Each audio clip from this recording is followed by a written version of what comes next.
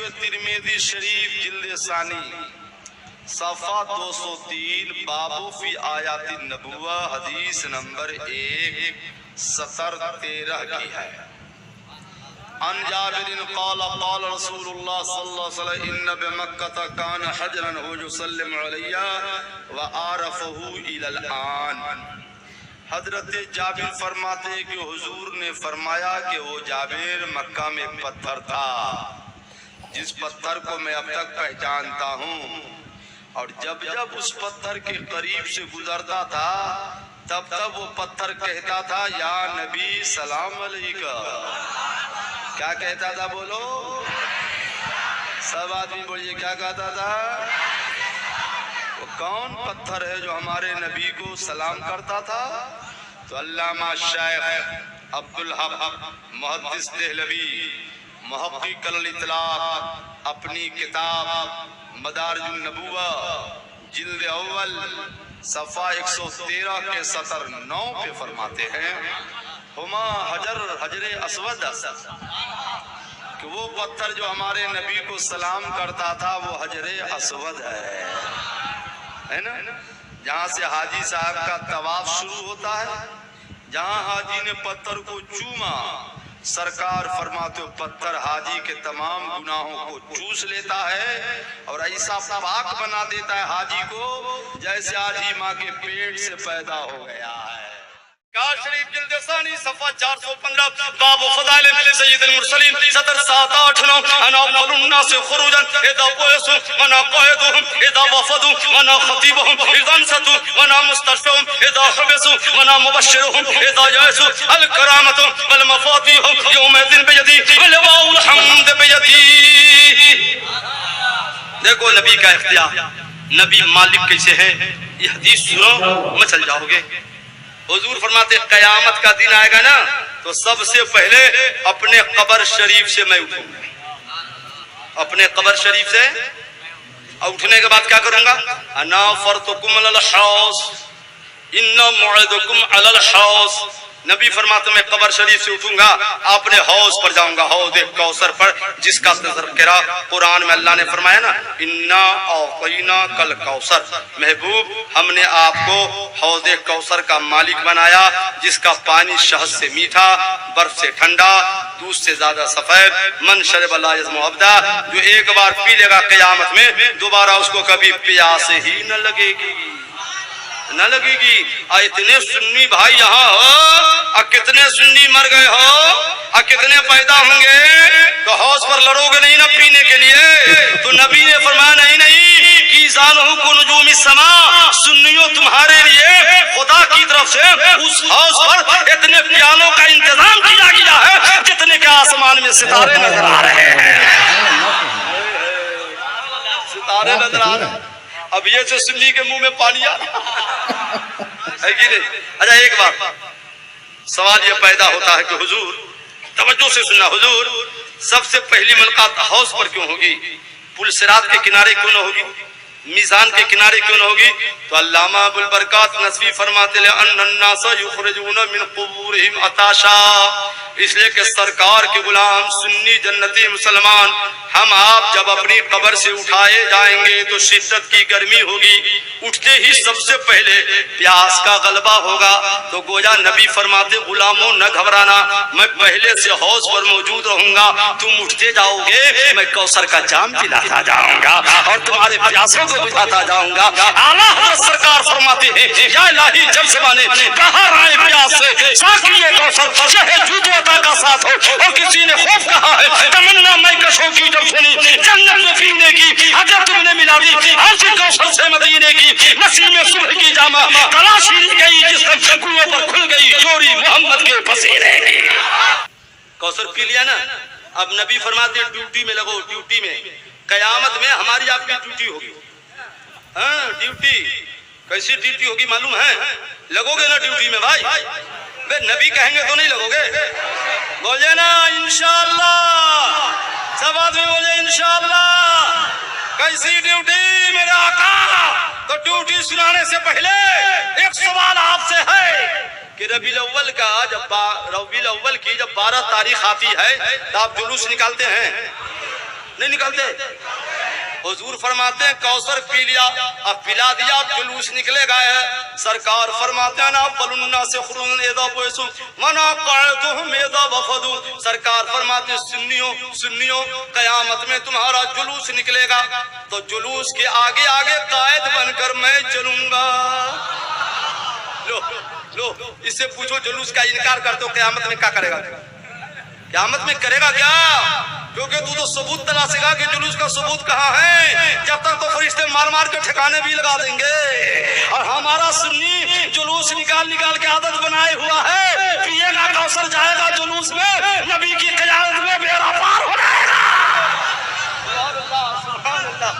اور آگے سنیے حاجی ابوالکلام صاحب، آگے تو سنیے۔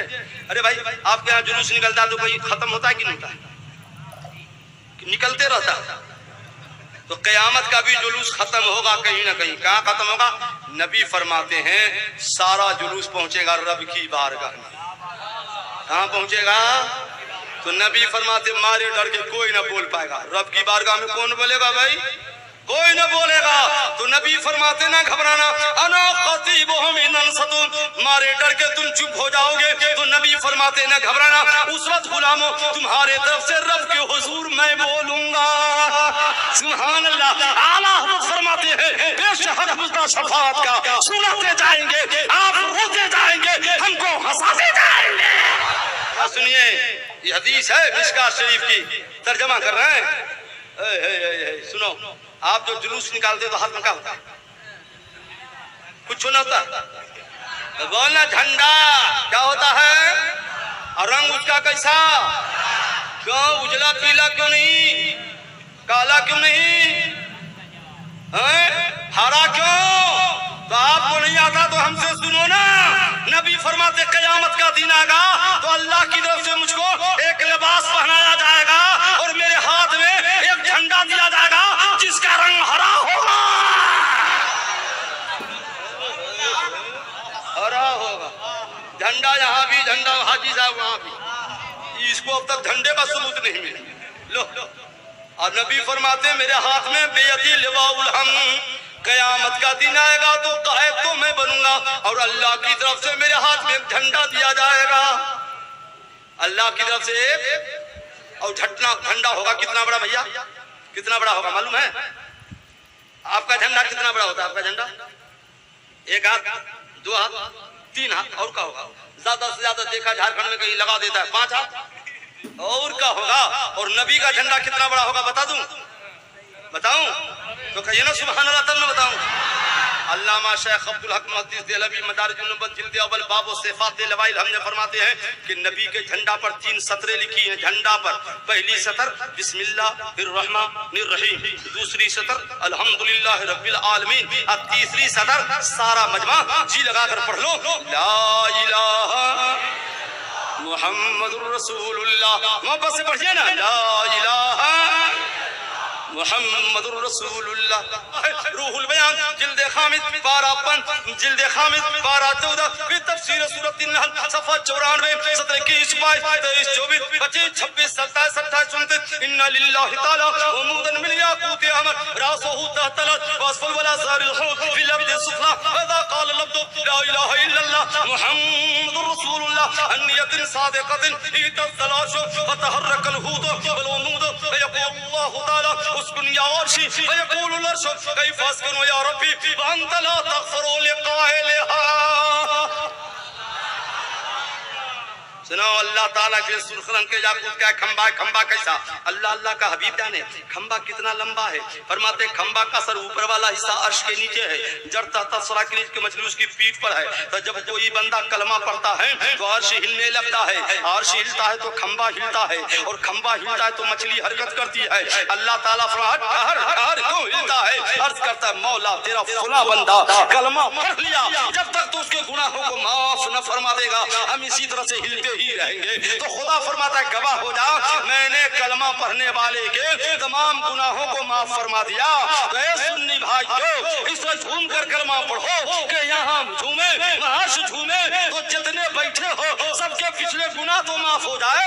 محبت سے پڑھو لا الہ الا اللہ محمد رسول اللہ ہوتی ہے، دل روشن ہوتا ہے، گناہ معاف ہوتا ہے، درجات بلند ہوتے ہیں۔ چنانچہ ترغیب و ترہیب جلد نمبر 4، جلد نمبر بولنا، جلد نمبر صفحہ 48 حدیث نمبر 2 صدر 456 قال اللہ تعالی قال النبی صلی اللہ علیہ وسلم قال ابلیس وعزتک وجلالک لا ابرح ما دامت رواهم فی اصابعهم فقال اللہ تعالی وعزتی وجلالی لا ازال اغفر لهم استغفرونی۔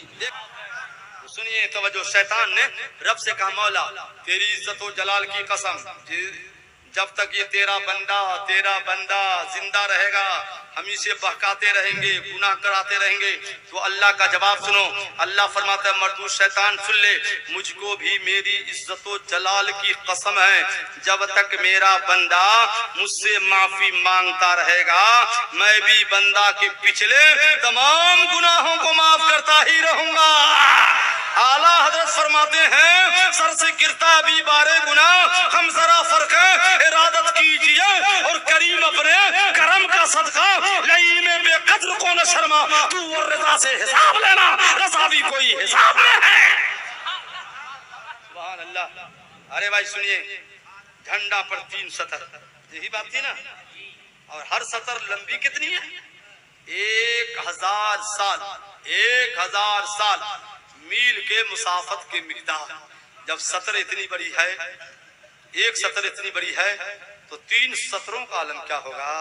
اور جب سطروں کا عالم ہے تو جھنڈا کتنا بڑا ہوگا؟ اسی جھنڈا کے نیچے غور سے سننا، جو جھنڈا کا انکار کرتے ہیں ان سے کہنا اسی جھنڈا کے نیچے قیامت کا دن آئے گا تو انبیاء بھی ہوں گے، رسول بھی ہوں گے، اغواس بھی ہوں گے، اوتاد بھی ہوں گے، ہم سنی مسلمان بھی ہوں گے، اعلیٰ حضرت سرکار بھی ہوں گے اور گنگنا رہیں گے اعلیٰ حضرت لوا کے تلے، یا رسول اللہ لوا کے تلے ثنا میں کھلے رضا کی زبان تمہارے لیے، رضا کی زبان تمہارے لیے۔ حضور فرماتے اسی جھنڈے کے نیچے سب کو لوں گا اور لینے کے بعد عرش کے جائنے جانب ایک بلند ٹیلا ہے، اسی ٹیلے پر چڑھوں گا تو خدا کی طرف سے مجھ کو شفاعت کی اجازت ملے گی اور اسی جگہ کو مقام محمود کہا جاتا ہے۔ سبحان اللہ، اسی جگہ کو مقام محمود کہا جاتا ہے۔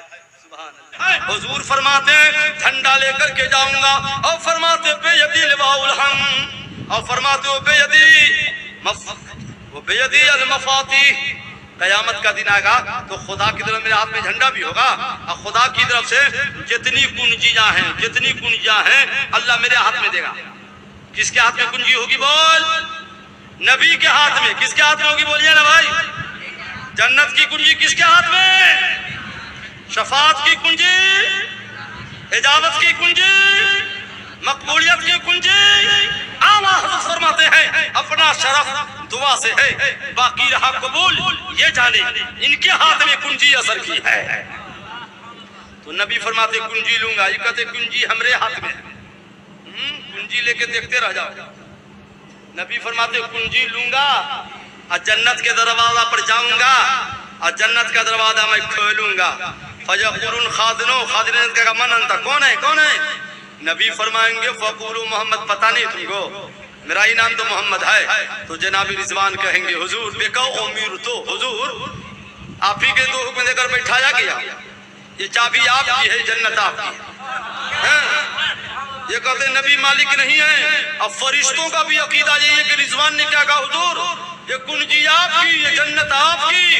نبی فرماتے کنجی لوں گا، جنت کا دروازہ کھول دوں گا، سب سے پہلے میں جاؤں گا اور ساتھ میں گنہگار غلاموں کو بھی لے جاؤں گا۔